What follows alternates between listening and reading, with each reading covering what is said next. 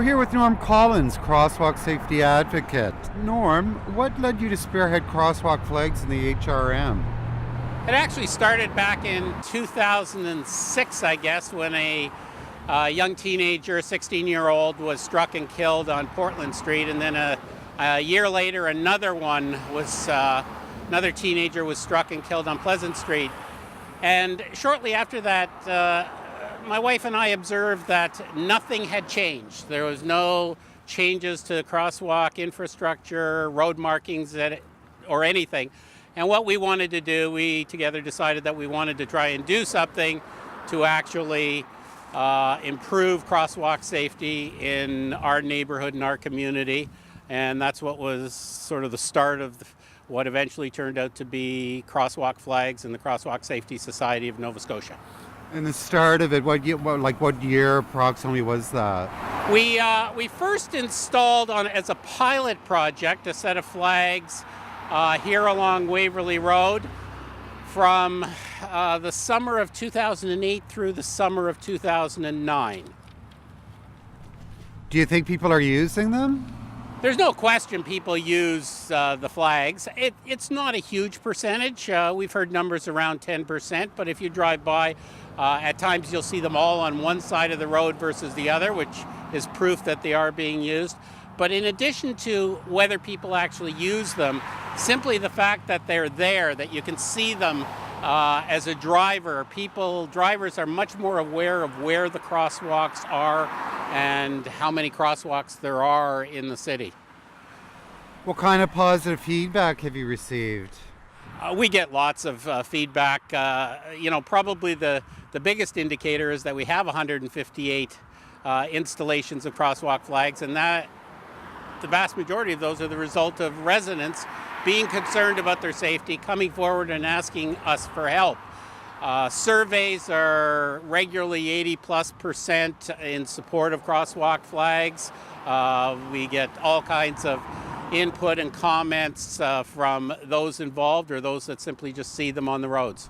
Any negative comments? Certainly, as I said, 80% are in favor. That means some are not. We've heard the comment that the flags are silly, they're unprofessional, and I guess people are entitled to that opinion. But the vast majority are supportive and sees value. And as we'll mention later, the numbers are indicative that the flags are, certainly having an impact. So just out of curiosity, what do you think is the cause of most accidents? I think there's a lot of things that contribute to collisions. Certainly the road infrastructure is one. Lack of enforcement, in my opinion, is one. Speed is one. But if I had to pick a single reason for most of the collisions, I think it's inattentiveness on both the driver and the pedestrian's part. What do you think about distracted driving? Is this what you're more or less talking about? Yeah, certainly distracted driving, but it's also distracted walking that contributes. Certainly distracted driving is an increasing problem. There have been reports that it surpassed drunk driving as a cause of vehicle collisions. And, I think society needs to do something in order to address that.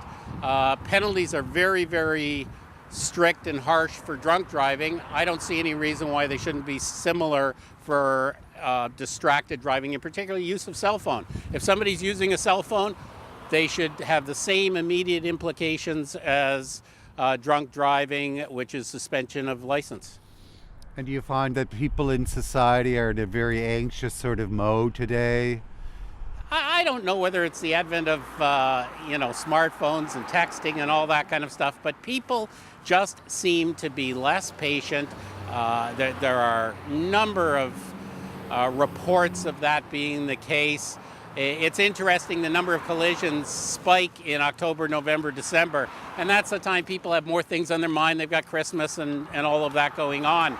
It's not so much dark because January, February, March aren't really a problem. So I think it is an issue of just so much going on in people's lives and the inability to kind of just take a step back and take things slowly. Not living in the moment, really. Yeah, precisely. Yeah. So, do you think there should be a protocol of using crosswalk flags? No, not really. One of the beautiful things of the crosswalk flag program is it's optional. If you're coming up to this crosswalk here behind me and, there's no vehicles in sight, you don't have to grab a crosswalk flag. Take it if you, believe it'll help you. If there is a stream of cars coming by, then it's helpful. Now, clearly in this one, you have to push the button because it's an overhead amber light. But at a basic crosswalk, use the flag if you think it will assist you, but there's no need to if you don't. And well, how can we best make roads safer, short term, long term? If I had the magic answer to that, I think I'd be the hero of all. I think there's lots of things that can and should be done. First and foremost, I think we should lower speed limits and enforce those lower. If you just lower them without the enforcement, I'm not sure what that'll achieve. But certainly if you're driving slower, there's less chance you're going to be in a collision. And if you are, the seriousness of that collision will be considerably less. So that would be the first and foremost that can be done easily and inexpensively. At the same time, people talk about roads. This is a very wide road. I don't think the roads are particularly designed with pedestrians in mind, so there's some infrastructure changes that, can and should happen. I think that certainly better signaling. The fact that it's signalized intersections where most collisions occur, you have pedestrians moving at the same time as vehicles and vehicles turning. Anytime you put them together, certainly you're asking for some negative consequences. What do you think about retesting drivers?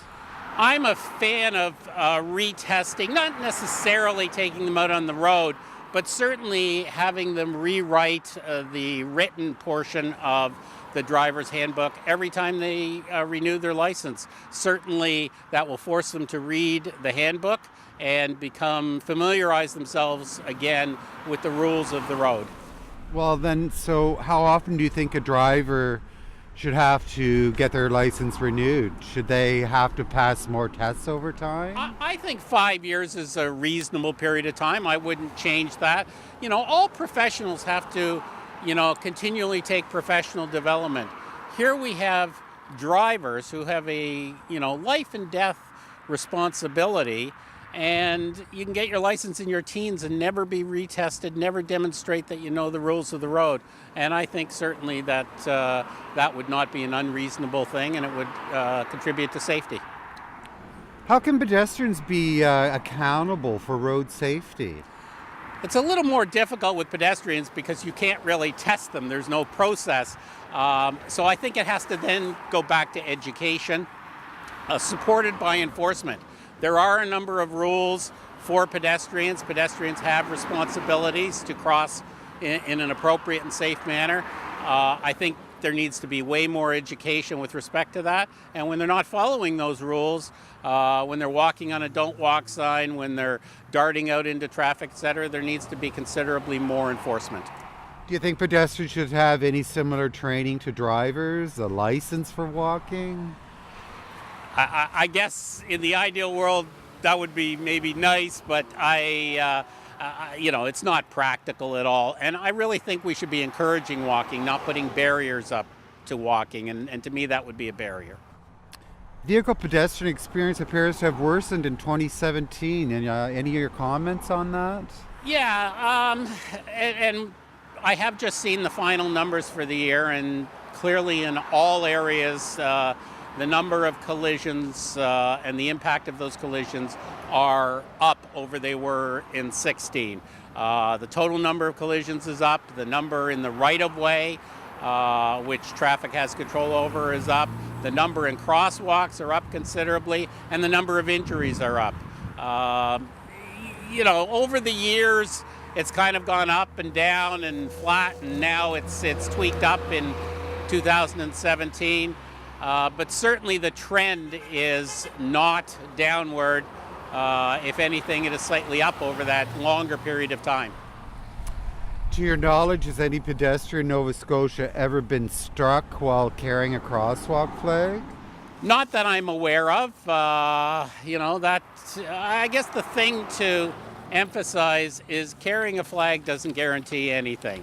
It helps with your visibility, the same as reflective, clothing and things of that nature. But it's not going to guarantee anything. And while I'm unaware of anybody being struck, certainly it's a possibility if people are inattentive. If the driver's not paying attention, and the pedestrian is not watching for the driver to yield and slow down, that day may come.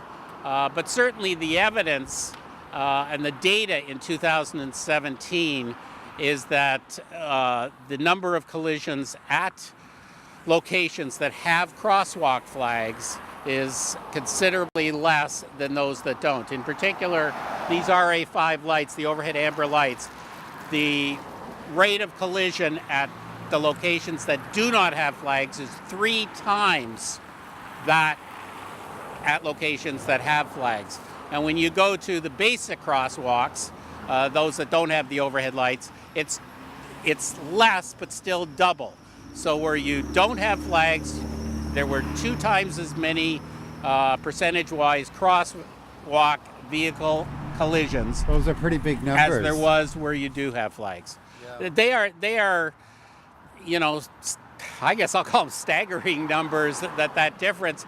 And certainly council in Halifax has asked for data as to the impact of crosswalk flags. And I think that, now that we have a full year of collision data, where there have been and where there have not been flags, is pretty powerful and should influence their decision making. Well, Norm, I got to say your work truly is about saving lives on the streets and roads of Nova Scotia.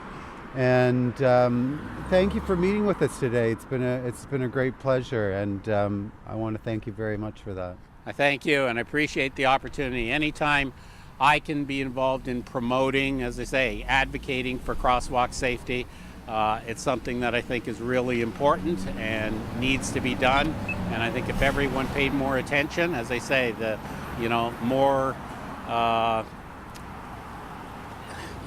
more attention, less distraction, the world would be a safer place, and that would be great for everybody. Not only the driver and the pedestrian, but the healthcare system, the police, the emergency medical, all of that. So I really do appreciate the opportunity.